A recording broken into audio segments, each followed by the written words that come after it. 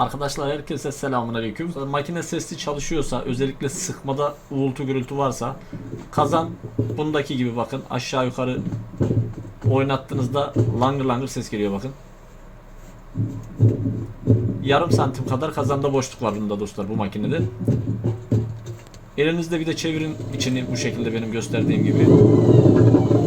Eğer böyle bir uğultu da yapıyorsa boşken, yani çevirdiniz, içinde çamaşır yok, böyle uğulduyor, aynı zamanda ufaktan da taş kırar, bir metal kırar gibi sesler geliyorsa büyük ihtimalle bu makinedeki sorunun aynısıdır sizde de. Bilya dağıldığında yapar. Yalnız bunlarda gördüğünüz şu kazan ortadan presli, yani plastik kazan. Yeni modellerin çoğu böyle. Ve bunlarda tamir olayı ya kazan kesilerek, eğer ki imkan veriyorsa kazan tamiri o şekilde yapılabilir, ya da kazan tamamen değişim isteyebilir. Kesilme işleminde tamamen değişime göre biraz daha uygun olabilirken tamamen değişim daha orijinal, sağlıklı olandır. Ama gördüğünüz gibi bakın, alt tarafta bu şekilde de yere zift gibi kahverengi olabilir, siyah olabilir.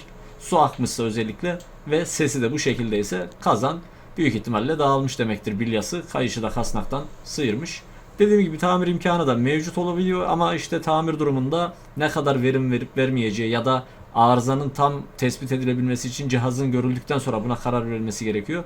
Bunun için de Konya'daysanız ararsanız gelir bakar, olabilecek senaryoları söyleriz, ona göre ne isterseniz o yapılabilir. Videoyu beğenmeyi unutmayın.